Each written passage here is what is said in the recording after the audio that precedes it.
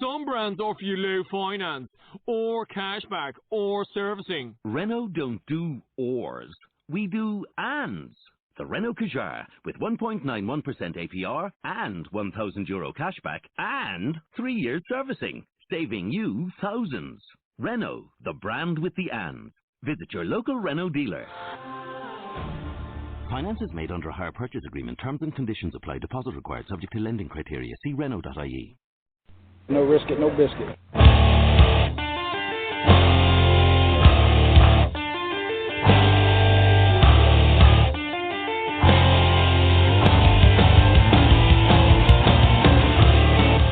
Coming from the Arizona desert, presented by SBNation.com. For Arizona Cardinals fans, by Arizona Cardinals fans, with outsider and insider's perspective, this is Revenge of the Birds.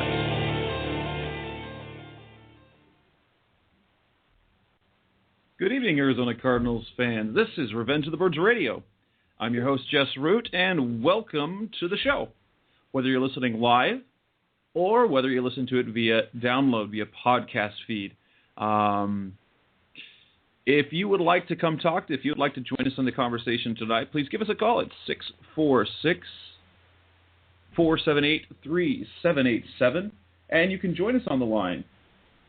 And, well, tonight we are joining another week of the show, our 25th episode, mind you, and it follows another Arizona Cardinals victory after putting together their most impressive victory in I don't know how long with the 40-11 victory over the Indianapolis Colts. The story being that the reunion of Bruce Arians and Chuck Pagano, the connections between the two teams. You've got Arians, who was the interim coach last season, who stepped in place of Chuck Pagano when he went down for treatment for leukemia. It was Andrew Luck's rookie season. There were a few players on the Cardinals and staff members who were players and staff members for the Colts a season ago. If you look across the roster, Bradley Sowell was with the team, the Cardinals starting left tackle, one of their starting cornerbacks, Gerard Powers. Their coaching staff, the offensive coordinator, Harold Goodwin, was the offensive line coach for under Arians, who was the offensive coordinator last season, but it was the most impressive win we have seen in I don't know how long. Dating back to the numbers-wise, you look at it, and it was back to they put that many points on the board, and they won by that much. It was the last time it happened in 2010 in December against the Denver Broncos, and that was, as we all know it, the Jay Feely game, when Jay Feely hit a bunch of field goals, scored a touchdown on a fake, and they rolled to a victory that day. Timmy Hightower also put up some big numbers as well that game.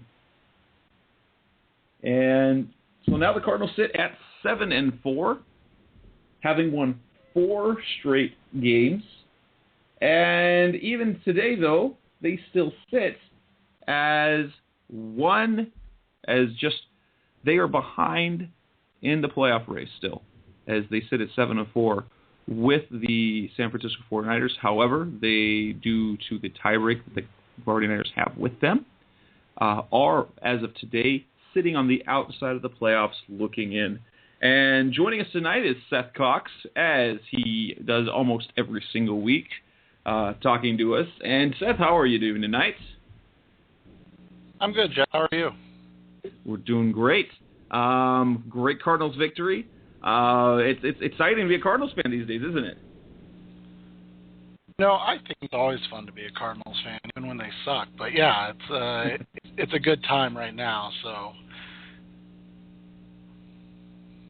and you know, if anyone who is a Cardinals fan, who has been a Cardinals fan for some time, it's always good. It's always fun being a fan. Well, I wouldn't say it's always fun.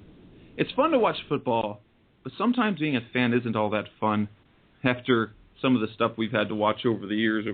But now is one of those rewarding times. It's really kind of,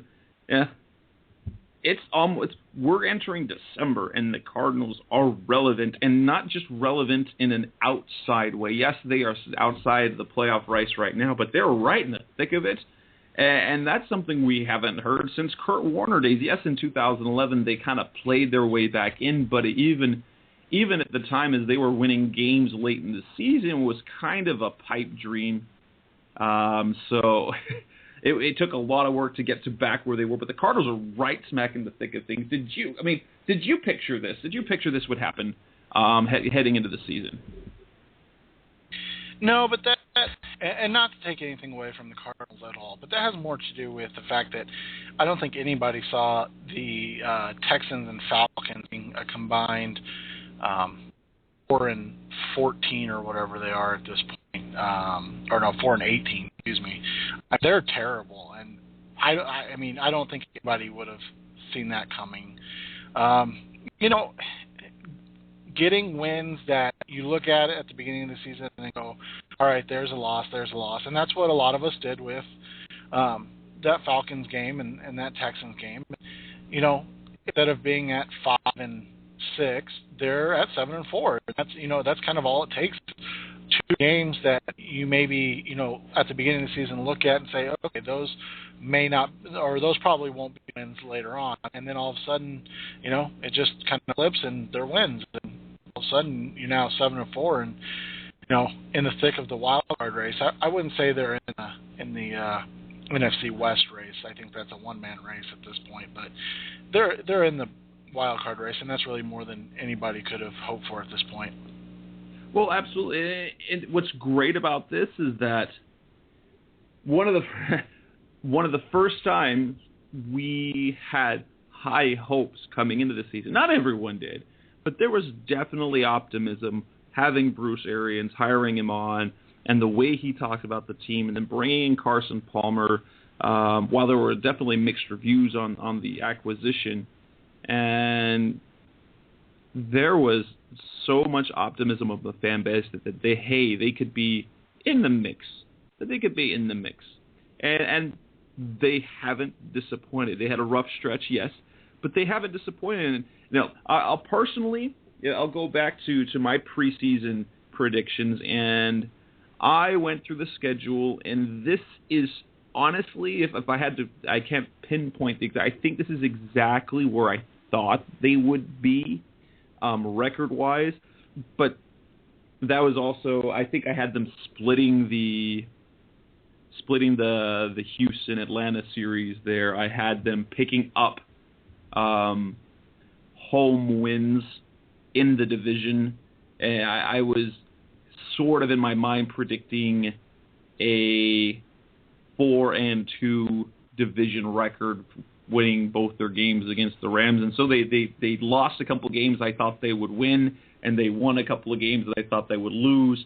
And hopefully my end of the season prediction doesn't happen where they end up going into the final 2 games at 9-5 and then losing the last 2 and falling out of the race. That was my preseason prediction based on the division. So let's talk a little bit about the game that we saw. What was the thing that stood out to you most on Sunday, Seth, based on what you saw? I mean, a lot of people are going to point to the offense and just how great they were, or how great they played, and they were. They all seemed to be in rhythm, and we saw a little bit of Rashard Mendenhall. We saw Andre Ellington, and I mean, there was a running game, something we've been begging for. But again, it comes down to the defense. This defense is just so good. Somehow, despite the fact that they were dominant on Sunday, they fell to second in Football Outsiders defensive rankings. I still have no idea how those rankings work, and that's not a shot at them.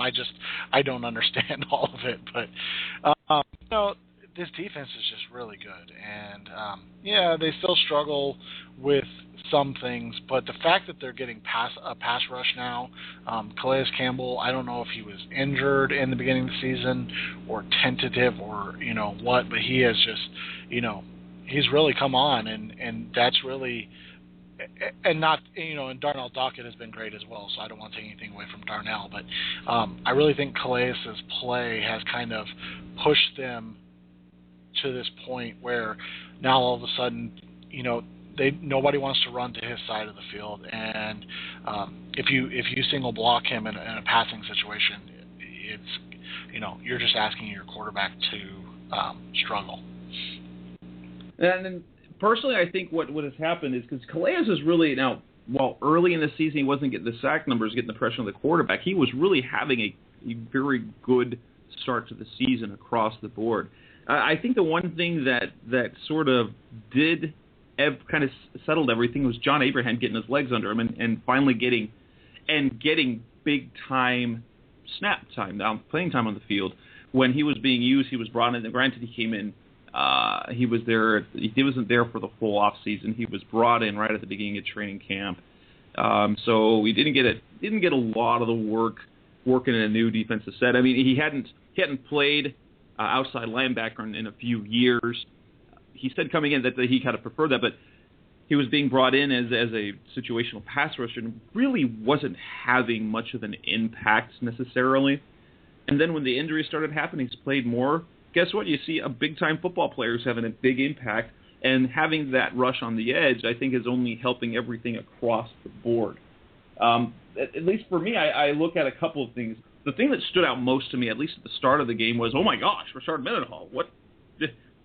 Bruce Arians, maybe. I'm like, what I'm thinking, I'm sitting up there in the press box is, wow, his burst is there. I mean, we saw that Arians said after the game, we saw some of the bursts that he had in training camp, and it was really kind of nice to see as a fan, even though we all kind of been saying, more Andre Ellington, put Rashard on the... Is the fact when you see the coach believing in a player and saying, no, he's our guy, and to see him rewarded for it, he picks up that 24-yard catch, the reception play, pass play that he had was fantastic. He had, I think it was 3 of his 3 longest plays from scrimmage in that game, and looked good doing it. And then the Andre Ellington still got his carries. I mean, Rashard Mendenhall had 78 yards from scrimmage. Ellington had 93 yards from scrimmage between both in the passing game and rushing. It just was fantastic. And very quietly, one of the things that you noticed is Carson Palmer again. There were so many things that stood out to me, and more of it offensively. Carson Palmer looked like a good quarterback out there. That first throw to Hausler when he was in double coverage was questionable. You're like, But after that, he was making some fantastic throws. The ball that Larry caught on the deeper pass play for the touchdown, it was a beautifully placed pass. And it was because the offensive line quietly had a very good game. In 40 dropbacks, Pro Football Focus had them set at that they only gave up. He was only pressured 15 times, which is quite something based on what we've seen in previous years. So I was really impressed by what Rashard Mendenhall did. The fact that Palmer, while they did get some sacks, overall from the whole game, it looked like that Palmer was comfortable.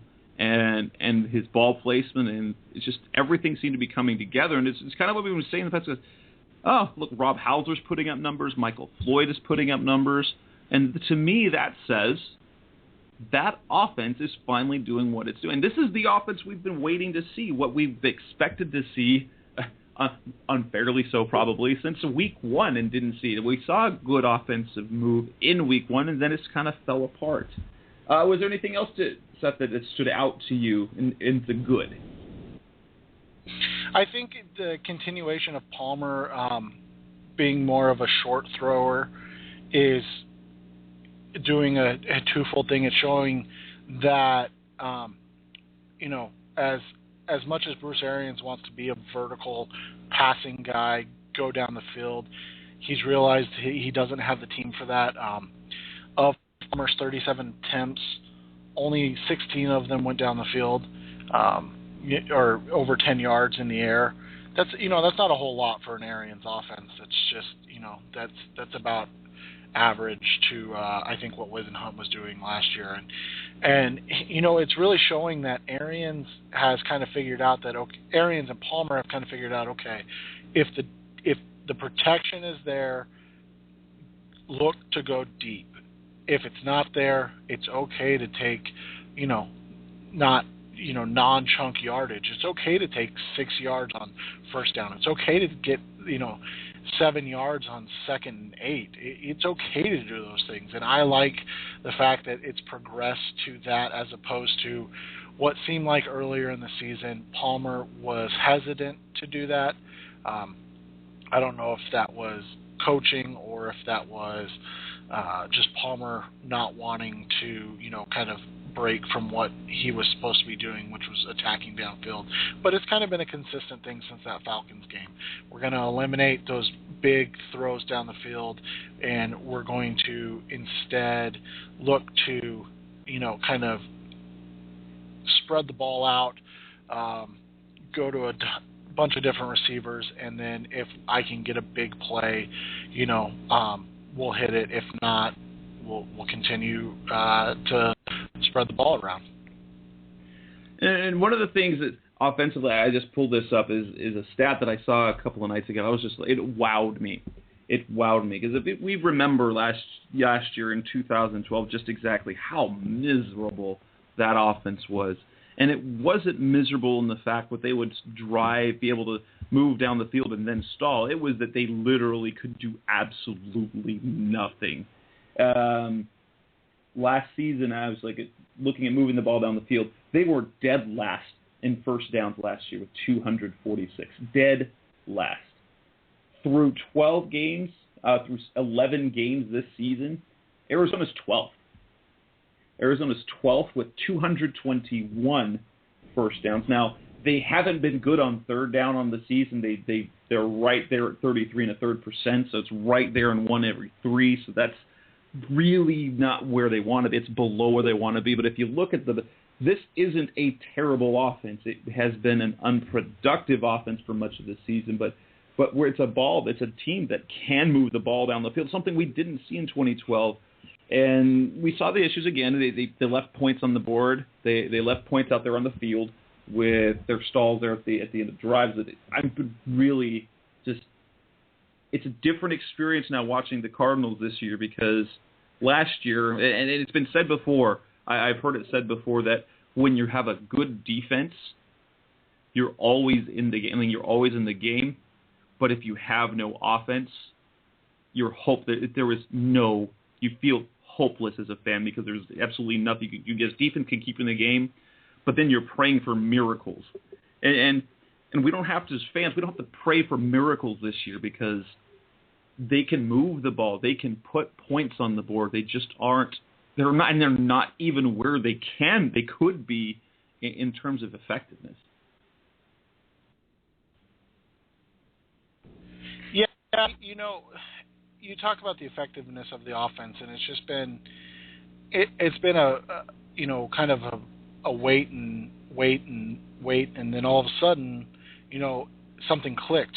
Maybe it was the defenses they were playing. Maybe it was that it just finally clicked right around the Atlanta game. Maybe it's just that these guys finally realize that, hey, you know what? If I continue to press and I continue to try to do things that I'm not capable of anymore, Carson Palmer, Rashard Mendenhall, those guys, that next year I'm not going to get picked up because this is kind of a showcase for Palmer. Do the Cardinals want to keep him for $10 million or whatever his cap hit is? This is definitely a showcase for Mendenhall. There's alleged other suitors, but I think based on how he's played this year, those are going to fall by the wayside. So I think they kind of realize that, hey, it's time to put up or shut up, and you know what, just go out and play football and have fun. And I think they look more relaxed. Maybe that's just me, but and you're around them more than I am, but they just seem like they're more relaxed. Winning has that effect, I know, but it just seems like they're calmer and that they, aren't necessarily pressing like they were before. Well, it's what I've seen is that lack of pressing has been because they've had success. Before they were seeing they were a team that was desperate, that they really do believe that they are a playoff team. And kudos to Bruce Arians for installing that belief from day one. I know that's something that every single coach preaches from the start of the off season, heading to the beginning of the season, and continues to believe. But this team is steadfast in the belief that they are a playoff team, and they just think, why not? They have that utter belief, and the fact that they've started winning has comforted them to know that, okay, it isn't just talk, it's for real. But yeah, and then on the other side of the ball, the defense is and I wrote a piece on it today on RevengeOfTheBirds.com. And again, this is Revenge of the Birds Radio. If you're listening to us live and you have something you'd like to say about the win over the Colts, and we're going to be getting into the concerns and then talking about the playoff chances the Cardinals have. If you'd like to join into the conversation, call us at 646-478-3787. And you can ask me, you can ask Seth a question, and join us. If you're listening to us via download on the download either whether on the website or through iTunes or any other means by which you obtain this, thank you for listening. And you can always send us questions via Twitter or comment on the site at RevengeOfTheBirds.com. But getting back on the defenses, I wrote a piece today about, because the new defensive rates came out, and the Cardinals, who were statistically overall a season ago, they were, good, but they were fantastic against the pass and not so great against the run. Now, if you dig deeper into some of the numbers, they were okay. So I believe they were 17th in the league in points allowed. However, that isn't a completely fair assessment of the defensive season ago, because they gave up, I believe it was 18 return touchdowns, so that between the offense turning over the ball that went up the opposing defenses scored, or in special teams, that really was a little bit unfair. But the Cardinals this year, statistically across the board, they're top 10 in several categories. One that a team that only shares that with the Carolina Panthers of being in the top 10 in several defensive metrics. And before the season, there was a big concern: how's Todd Bowles' defense going to perform, or how's it going to look? And guess what? You could easily say, we're like, hey, this defense is better than last year's defense. And we were so in love with that Ray Horton defense that people were really concerned coming into this season. And look, guess what? They're now in total yardage. They are now 7th in the league in total yardage. They're still second against the run. They are 4th in the league in giving up yards per play. They are 8th in scoring defense. They are 3rd in rushing yards per play and 4th in passing yards per play. This is a defense that deep into the metrics you show is a very, very good defense. And I, for one, expected them to be solid. I would either expected, if it was going to be worse, it was going to be a small step back. But I expected kind of even plan, and it's gotten better. It's gotten better. And some of the personnel, we lost talent in the defensive backfield, but there were definitely concerns there. But the team added, Carlos Dansby instead of Paris Lennon.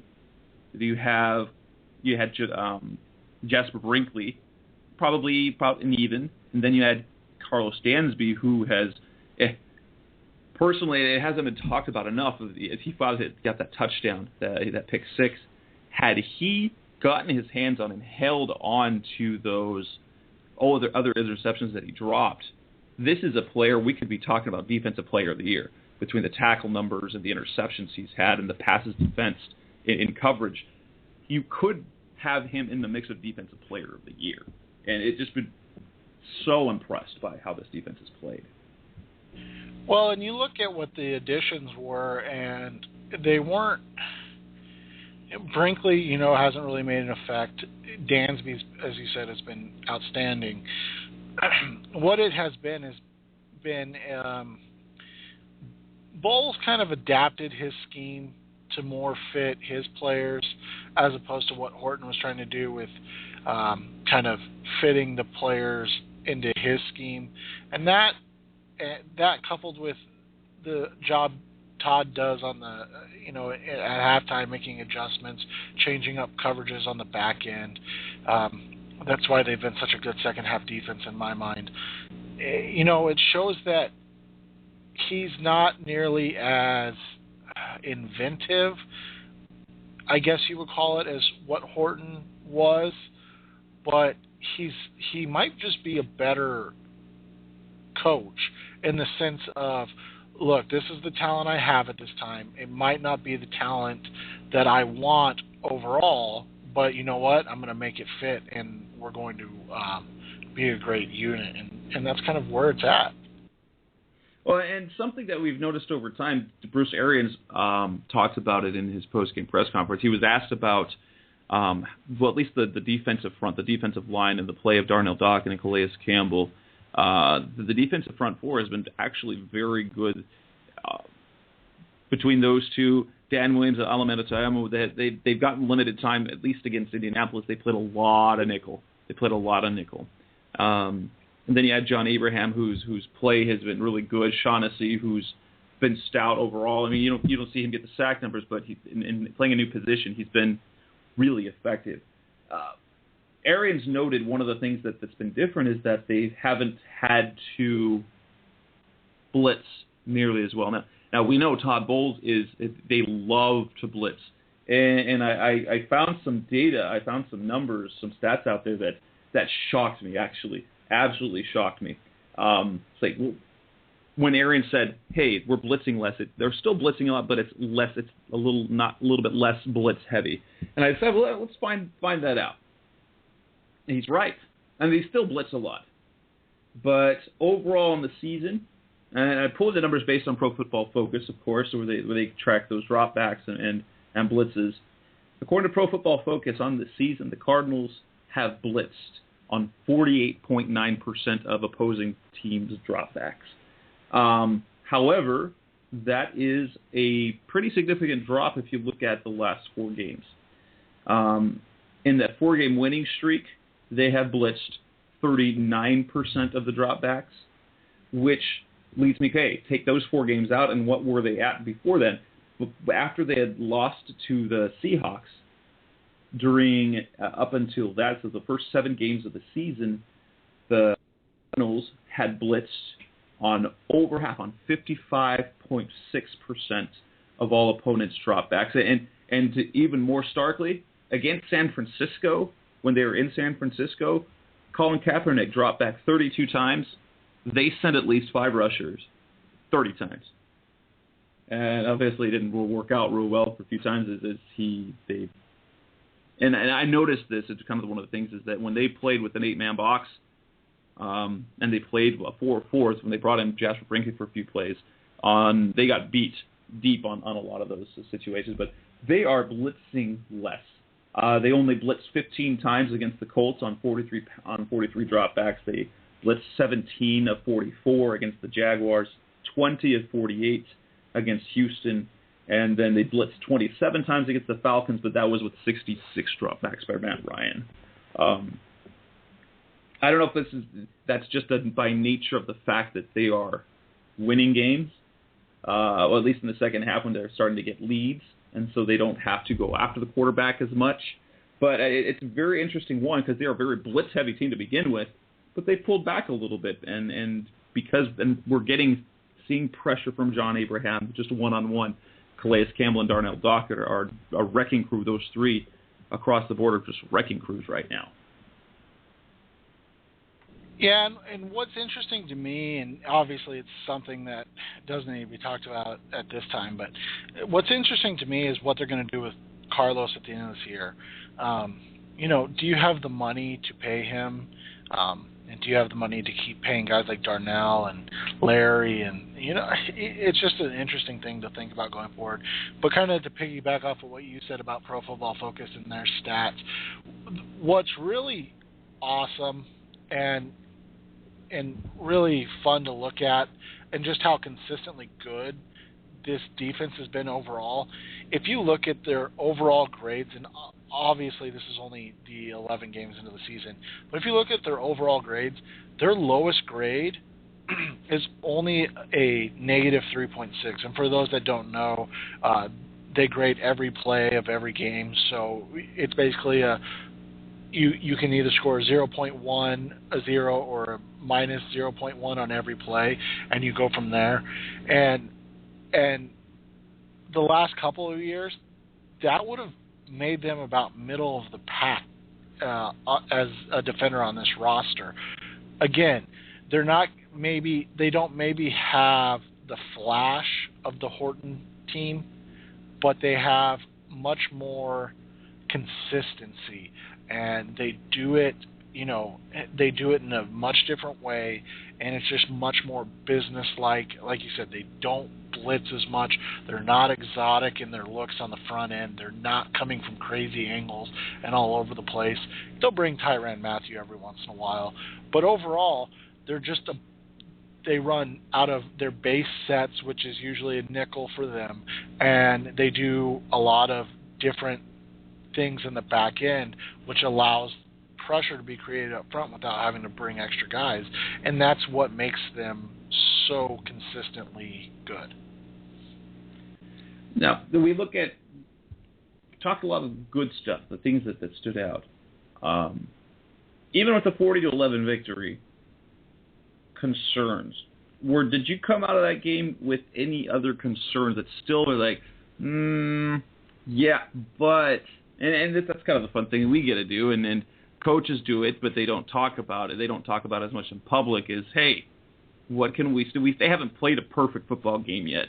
We haven't seen that from it, even though they haven't close. What did you come out of that game with still concerns about? A lot of people, and you said at the beginning of the show, made a big deal about what Richard looked like. He still was only just okay. Again, going back to kind of the drum I've been beating, the fact that he's only getting 13 carries is going to limit his effectiveness. He was at, just right above 4 yards per carry on the game, at 4.15. He was bottled up in the second half. He didn't really do a whole lot. And that, again, was more from his trying to create things that weren't there, and he doesn't really have that ability to do that anymore. When he was hitting holes or hitting natural cutback lanes, that's where he was getting his yards. I still think that even as effective as this running game was, this was a really bad run defense. And it's just going to get worse as the year goes along with all the injuries they've had. And what concerns me still is I think you're not getting the most out of your players in only giving Richard 13 touches. If you're going to expect him to kind of be your workhorse, that's not really workhorse like numbers, especially in a game where they were up so much. Why was Carson Palmer dropping back and throwing the ball as much as he did in the second half? I know it's the NFL, so you make them stop you, and I get that, but they threw the ball still a ton in the second half, which was odd to me. Other negatives, I don't know. Patrick Peterson, again, returning punts. Put Tyrann Mathieu back there. I'm tired of, Richard Johnson and Justin Bethel running into Patrick Peterson and making us all think he's going to get injured. So if we can put Mathieu back there, that would make me feel a little bit better. And then my personal concerns were actually, it was actually one of those games where I left the game like, huh. Although the one thing that we might not see much more of is Patrick Peterson on offense. I don't know how much more we're going to see that after he's had a couple of good plays and then dang near lost the ball on a fumble on the one catch that he had for the -1 yards. I wished that they were able to run the ball better in the second half, and part of that is that Indianapolis was stopping them more. They were bottling them up, but at the same time, that's the kind of thing that as a playoff contender, as a team, that you want to be able to run the ball late in the game. It's good to run the ball early in the game and then get out to a lead, but you want to be able to close those games out. And If we look back to that 2008 season, it was kind of what happened in the postseason was Edgerrin James be able to be effective, especially later in games, to grind out some yards and keep things open in the second half. And that's perhaps, can they keep it up? Will Andre Ellington, for example, he's been such a dynamic playmaker. Is the book going to be open on him? They're going to be able to see how to keep him out of things because they don't use him on every down. Is he going to get overused? I don't think that's going to happen, but there's still, for me, they're concerned about the running play, even the running game, even though I'm so impressed with the fact that they have been running the ball more. Case point is the Jacksonville game where they were not being successful, and they still hammered out over 20 carries for virtually nothing. And staying with that, we've seen teams. Bruce Arians, one who's notorious for it. We saw it with Ken Wisenhunt that if it didn't start going well early, they just get away from it, and especially if they get down a touchdown, they're trying to play catch up early when you should be sticking with the offensive game plan. Okay, let's roll run to keep it open up, and then you're left with nothing, and you end up running 10, 15 times in a ball game.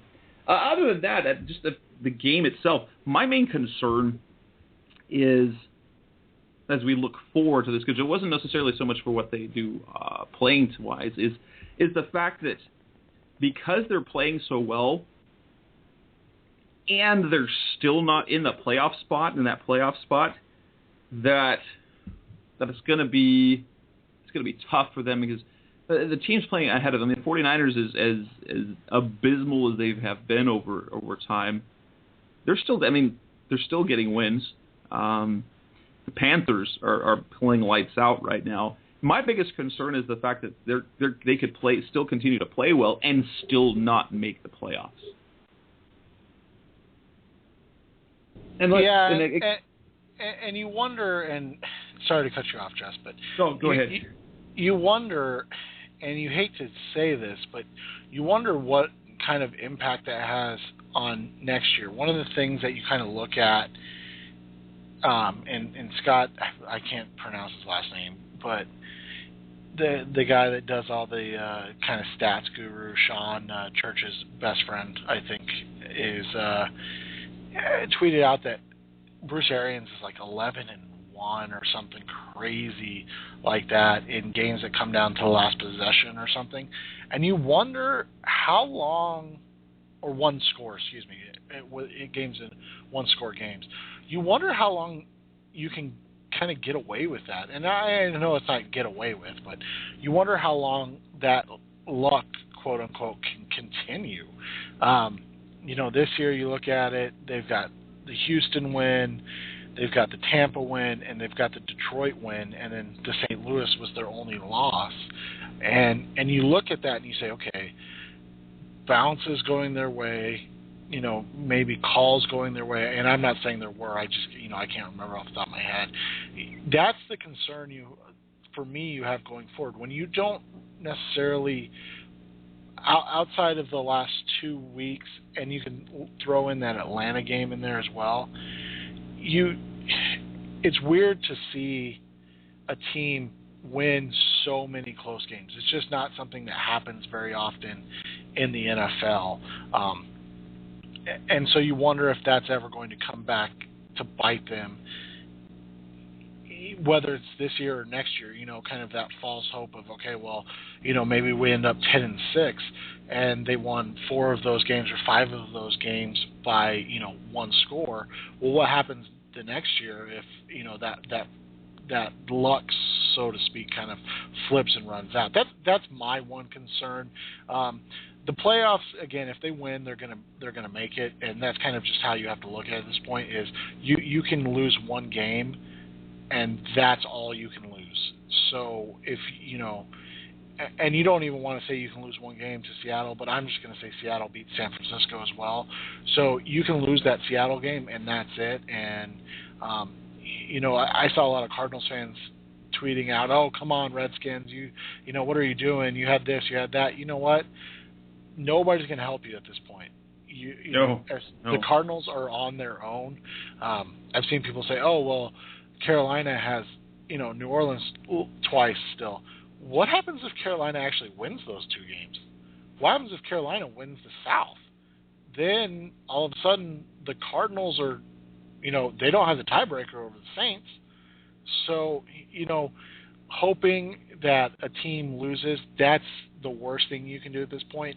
Just watch your team and know that if they win, if they, find a way to get to 12-4, they're going to be in the playoffs. I don't think that's 12-4 is going to happen. That's, that'd be amazing, but that's what the mentality needs to be, not only from obviously the players, but from the fan base. That's the way they're going to get into the playoffs. Well, here's some numbers for you. And this is via the team. The team releases a lot of this information in their game releases.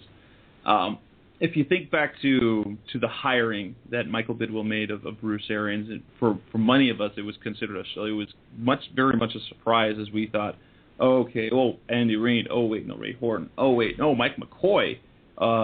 It was really back and forth, and then Bruce Arians, it seemed seemingly, Bruce Arians, awesome hire, but where'd he come from that he suddenly came available? And one of the selling points is Michael Bidwill said is that if you look at Seattle and you look at San Francisco and the quick turnarounds they had under a coaching change, that's what they were looking for. They weren't looking for a long-term rebuild. They were looking for an almost immediate change to competitiveness, while at the same time looking forward. These are really kind of, I don't know if you could say, he's been in fortunate situations. Granted, Arians himself has not, aside from this year and last year, he was not in a head coaching capacity. However, if you look over Bruce Arians' coaching career, teams where he goes to win. It's dating back to 1990. He joined, when he joined the Chiefs staff, they made the playoffs in the second year that he was with them. The Indianapolis Colts, and when he joined them, they made the playoffs the second year he was on staff. The Cleveland Browns made the playoffs the second year he was on staff.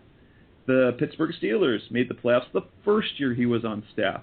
The Indianapolis Colts a season ago, they made the playoffs the first year he was on staff. That's really, you kind of look and he knows how to coach. I'm guessing he's a very underrated, perhaps he's an overrated play caller, some could say he's overrated as a play caller and offensive coordinator, an offensive genius in the league. But I think he's underrated as a coach overall, the way he manages his players, because he truly, he has you wonder how it's going. He's so good with close games. He's so good of high stakes games in his players. Last year the role that the Colts got on, they late the season push. It's really starting to. This season's beginning to mirror that a little bit. And you wonder, wow, maybe there's something to this Arians guy and his coaching. Yeah, and Arians has always been, you can say two things about that. One, he's a winner, or two, he's been put in situations where he's, been able to win, if that makes sense. Basically, he's walked into winning situations outside of this one, obviously. Even the Colts, he walked in, the turnaround was, staggering, but, that again was a lot of luck, and I'm not talking about the quarterback. And they got, you saw them in the playoffs.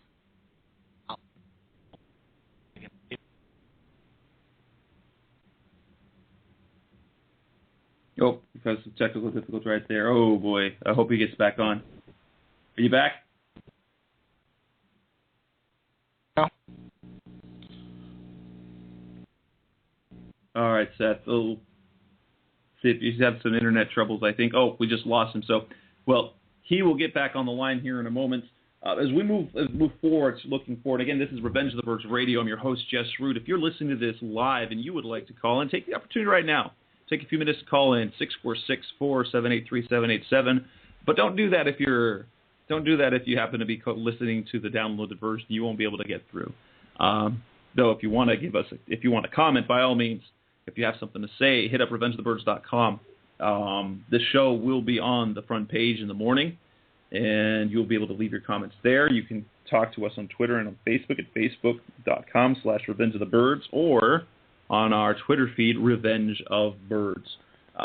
Playoff chances, what we're going to be talking about here, it might just be me for a little bit, is the playoff chances and looking at the remainder of the schedule. What are the chances that they have? Right now, the Cardinals sit at 7-4. Cardinals sit at 7-4 as the 7th seed currently. They are tied in record with the San Francisco 49ers. They're tied in record with the San Francisco 49ers, but as of right now, San Francisco holds that tiebreaker by nature, by way of the fact that the 49ers defeated the Cardinals. However, they do have one more. They have one more matchup in Week 17. Assuming the Cardinals win that game, that's not an assumption. Let's pretend that they do. That puts them as a tiebreak that way. And then what would then be the key part is how they have done in the conference. Now, if you're looking at the standings right now, the Cardinals at 7-4 in the NFC are an even 4-4, while the San Francisco 49ers are a tick better than that at 4-3. And look at the Cardinals' schedule the rest of the way. The Cardinals have the Eagles and NFC. They have 4 NFC teams left on their schedule, with the Eagles, the Rams, the Seahawks, and the Niners. So we look at that. Welcome back, Seth. Are you back with us? Can you hear us all right? Can we hear you? Yeah, I can hear you now, Jeff. Sorry about that. All right. Now, you were in the middle of saying something. Do you want to try and make that point again, or do you want to move on with we talk playoffs, the playoff chance of the schedule that remains? Yeah, real quick. All I was saying was that, last year was a really weird season for the Colts, and while they're 7-4 now and in the driver's seat, so to speak, of the AFC South, I don't think anybody would tell you that they're like a Super Bowl contending team. I don't think anybody would think that. So again, it was as far as Arians goes, he's done a great job of getting the most out of his players, and that's really all you can ask from a coaching standpoint. I would definitely agree with that. Granted, I'm going to say this, just put that out there. We thought a lot of the same thing about Ken Whisenhunt to start things off. Ken Whisenhunt got off to a tremendous start. Things struggled that first season. He got hot down the season. He quite didn't get it. And then the next year, the Super Bowl. The next year, that's the 2 years in a row where they win the division, and then things fell apart. So I'm glad that the talk is positive. It's such a wonderful thing. And now we look at the schedule that remains. The Cardinals go on the road to Philadelphia. They come home to play the St. Louis Rams. They head on the road 2 weeks in a row to play Tennessee and to play Seattle, and will end their season at home against the San Francisco 49ers. From what you were saying, you basically, to ensure a playoff spot, you basically said they need 11 wins. Are you going to stick that to make sure that they don't have to count on anyone else? 11 wins will get them in. Is that what you're saying? Yeah, I think 11 wins gets them in.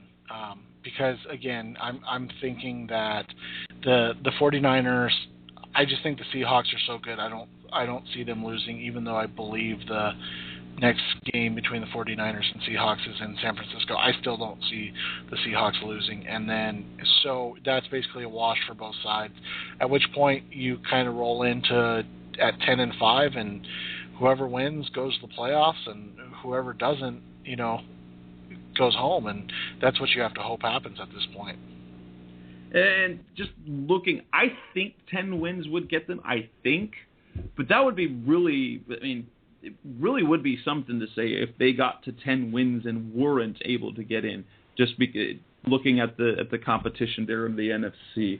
The 49ers schedule remains. They are going to be at home this weekend against the Rams, which, by the way, the Rams are no cakewalk by any means. Based on the way they played the past couple of weeks, just beating down the Colts and just clobbering the Bears. Now, granted, those are teams who have personnel issues. The Bears are not. They don't have Jay Cutler. Josh McCown has certainly performed admirably in his absence. And then the Indianapolis Colts, naturally, they've had some issues. I mean, they've lost Reggie Wayne. You can't diminish that loss to the team, to a team like that. I think the Cardinals actually will face the Rams in a better situation, since they will be the second. The Rams play 2 weeks in a row on the road. They have road divisional games, because the Rams next week they are playing at San Francisco, and then the following week at Arizona. That second week on the road, I think, will be the big test for them. But that's a good team, so I by no means do we think that that's going to be an automatic win, even though they don't have an awesome record on the season.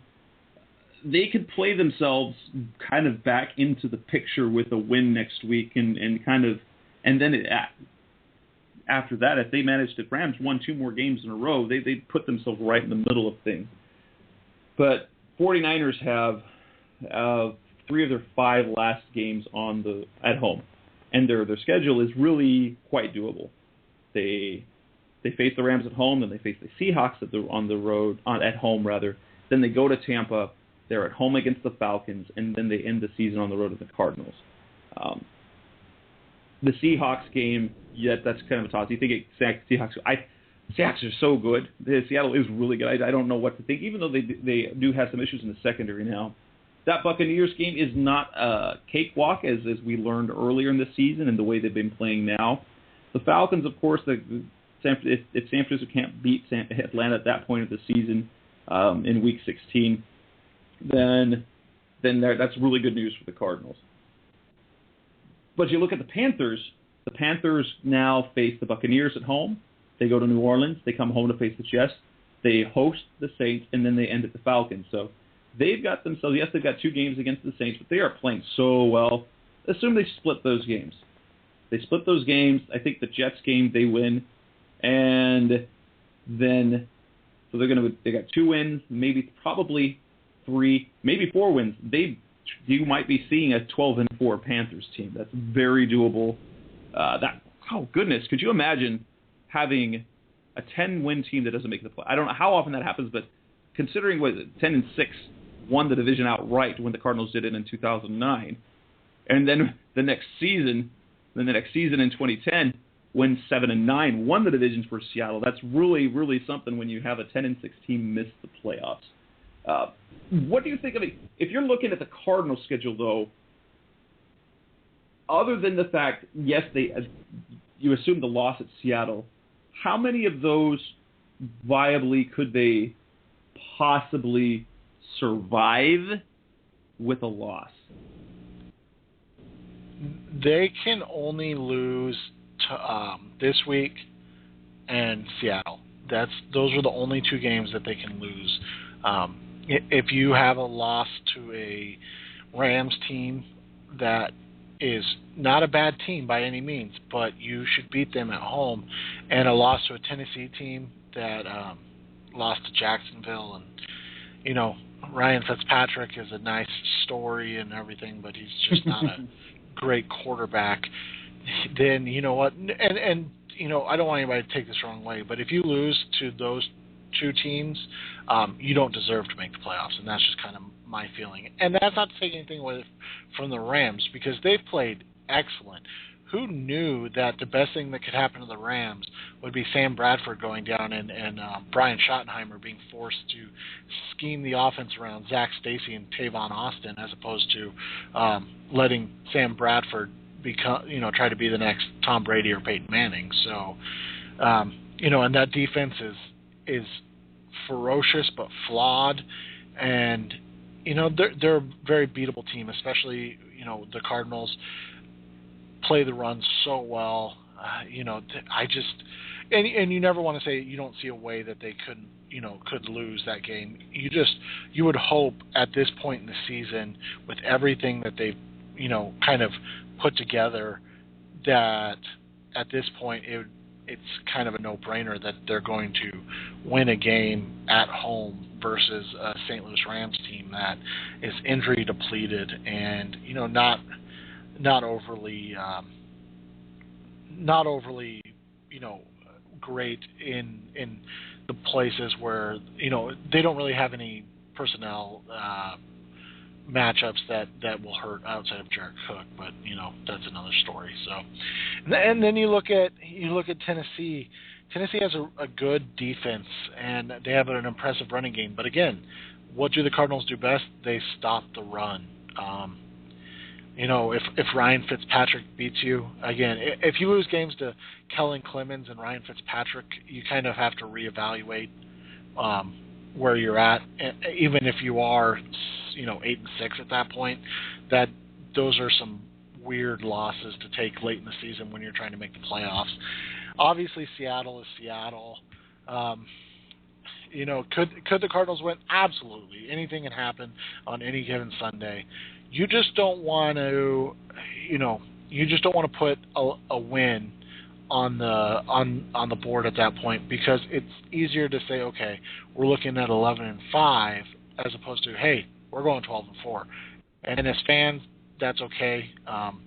But it's also okay to be realistic too. So, and then San Francisco. A lot of people point to, the Cardinals were in it till the Larry Fitzgerald fumble or the Alphonso Smith fumble. Or, were they really in it? I mean, score-wise, maybe. But that game didn't feel, at least to me, that game didn't feel as close as the score ended up being, actually. I felt like the 49ers kind of controlled the tempo of that game the entire time, and the Cardinals had no answer for Vernon Davis at that point. And then, of course, there's this week with Philadelphia. The concern being that the Cardinals still struggle against the pass, and I wouldn't say struggle in a bad way. They still are not great against the pass like they are great against the run. And obviously, Nick Foles is apparently the second coming of Tom Brady now. So he has kind of just turned the football world on its head, so to speak. So you wonder if that's going to be a matchup that's going to be tough for the Cardinals, especially deep, where the Cardinals have been burned deep with speed a little bit. But the Eagles' defense is just so bad. You think that the Cardinals' offense would be able to do enough, and that the Cardinals' defense is, so good that they would be able to do enough to slow down the Eagles' offense, which is very good, and win this game. Maybe that's the hope in all of us, coming out to a point where now we're looking at things from a much different perspective and a different plane than we were even 4 weeks ago, when it was 3-4 and we were saying, okay, these are must-win games. So who knows at this point.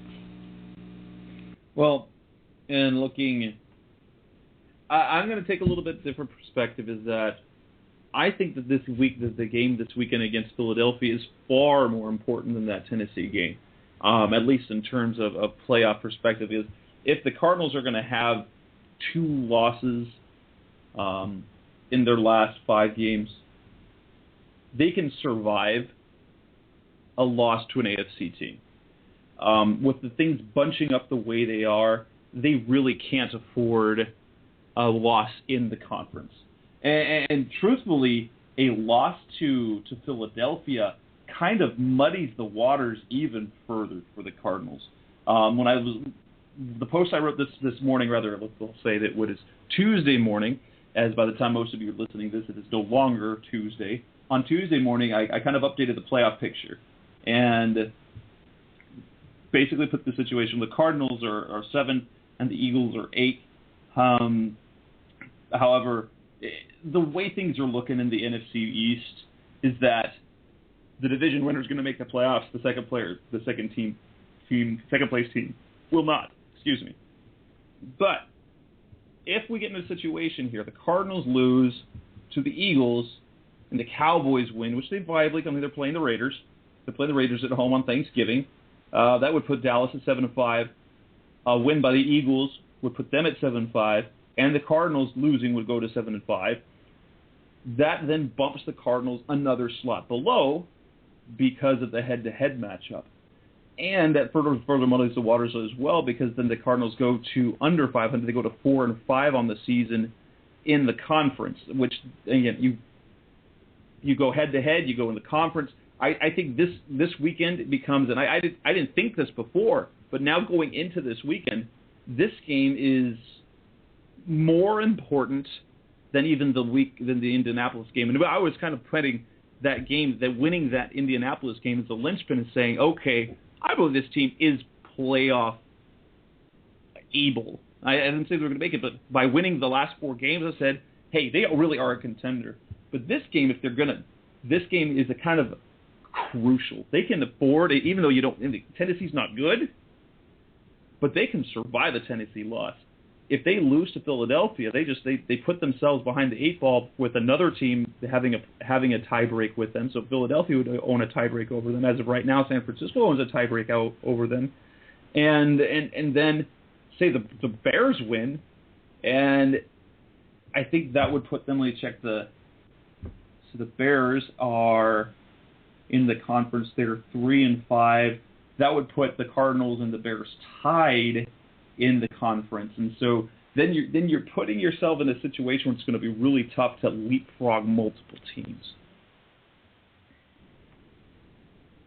Yeah, and I understand the tiebreaker scenario. I was just looking at it from the perspective of if you're a playoff team, you don't lose games like Tennessee. Definitely.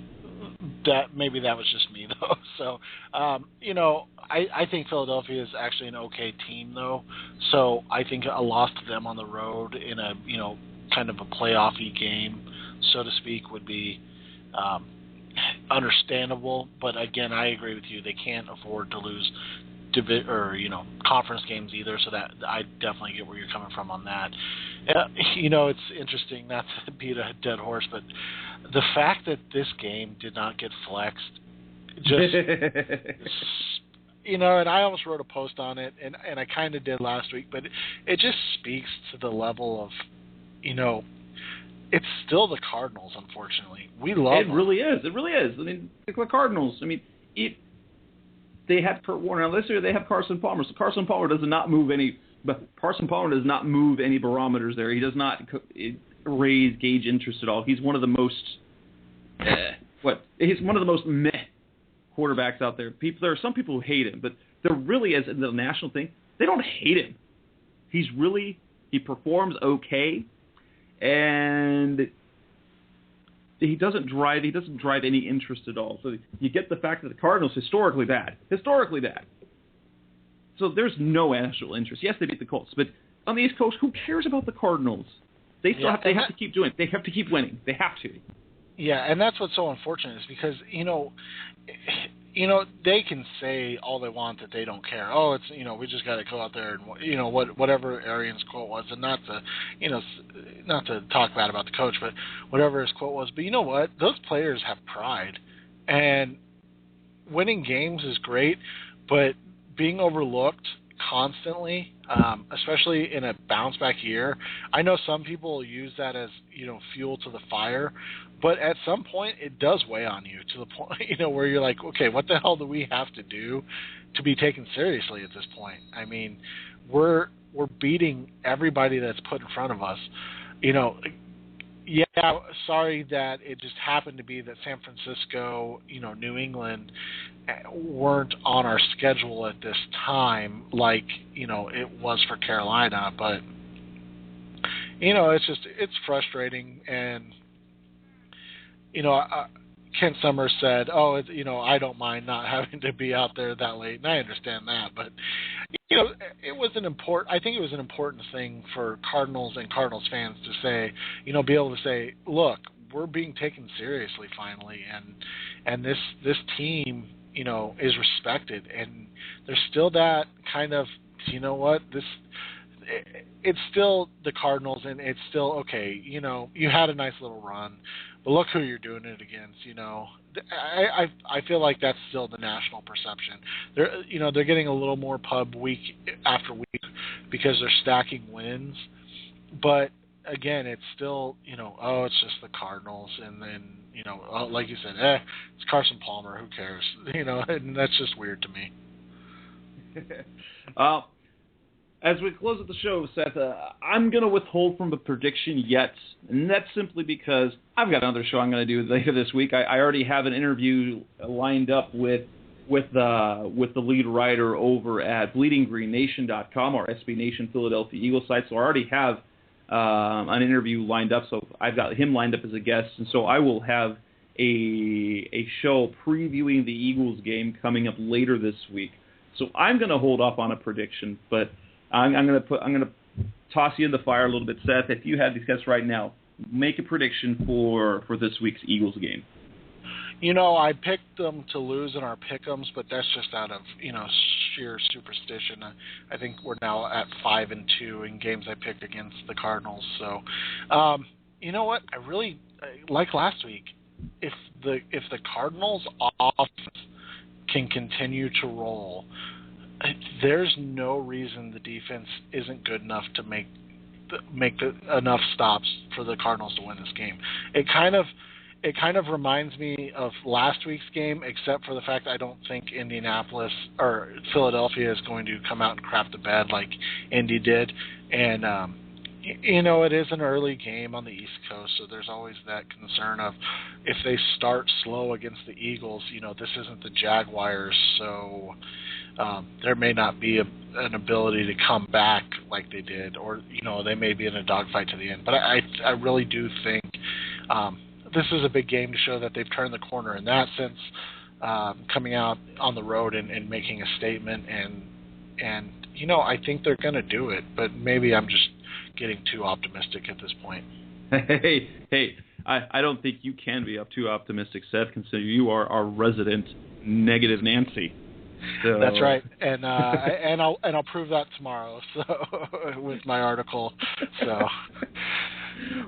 Well, thank you for coming on tonight, Seth. We really appreciate the time. Arizona Cardinals fans, this is Revenge of the Birds Radio. You've been listening to Seth Cox. Thank you for coming on tonight. I'm Jess Root. I'm your host. If you're listening to this via podcast, thank you. Thank you very much. Please continue to subscribe if you can. If you go to iTunes, you subscribe to our show, Revenge of the Birds Radio. You can also do so via Stitcher Radio, the Stitcher Radio app for Android. Go ahead and visit RevengeOfTheBirds.com. We will be back. I will have a show on the site later this week, as I will be speaking with Bleeding Green Nation's lead writer. Until then, have a good night. That's Seth. I'm Jess. Thanks for listening. Have a good one. You've been listening to Revenge of the Birds. Keep the conversation going by visiting RevengeOfTheBirds.com. Follow us on Twitter at Revenge of Birds. You can also find us on iTunes at Facebook.com/Revenge of the Birds.